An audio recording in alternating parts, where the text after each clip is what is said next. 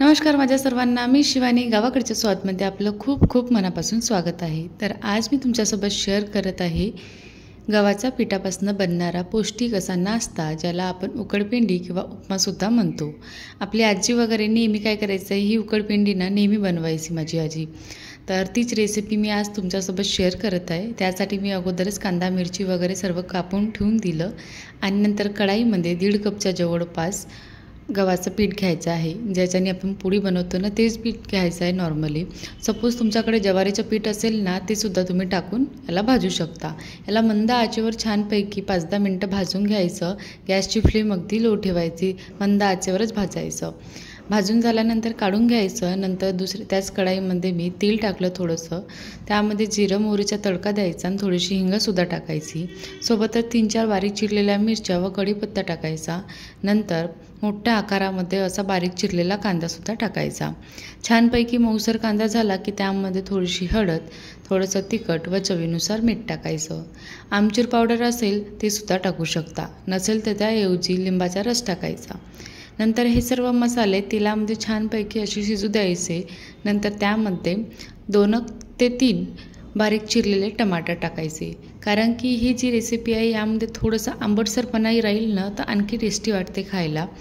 म्हणून यामध्ये मी 2 ते 3 टमाटर टाकलेले आहे.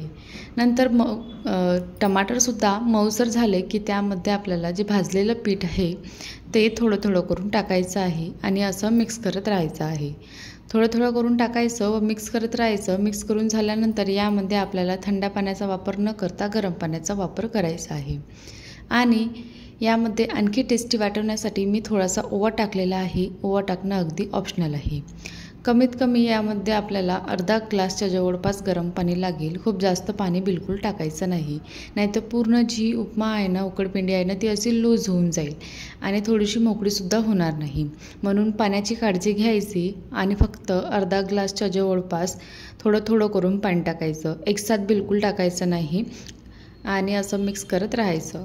गरजेनुसार पाणी टाकून आपल्याला याला 2 ते 3 मिनटं मंद आचेवरच शिजू द्यायचं आहे. ज्या स्टेजवर आपण यामध्ये पीठ टाकतो ना सुरुवातीला, त्या स्टेजपासनं इकडे आपल्याला गॅसची फ्लेम ही अगदी लो ठेवायची आहे. बिलकुल मीडियम किंवा हाय करायची नाही आहे आणि मंद आचेवरच याला शिजू द्यायचं आहे.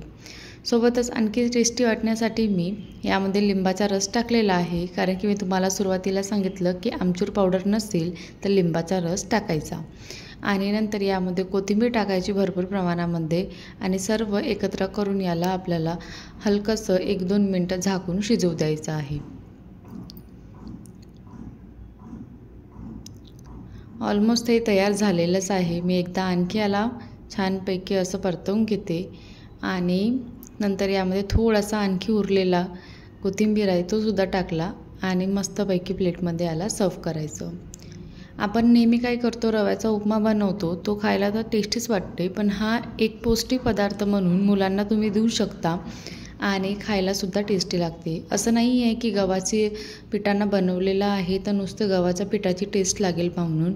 याला जेव्हा आपण भाजतो ना, तर चांगल्या प्रकारे असं मंद आचेवर भाजायचं, जेणेकरून कसं आहे, छान जेवढा भाजेल ना तेवढा खायला टेस्टी लागते हा खायला. तर अशा प्रकारे ही गव्हाच्या पिठाची उकडपिंडी तयार झालेली आहे. कशी वाटली तुम्हाला आजची रेसिपी? आवडली असेल तर चॅनलला सबस्क्राईब करा.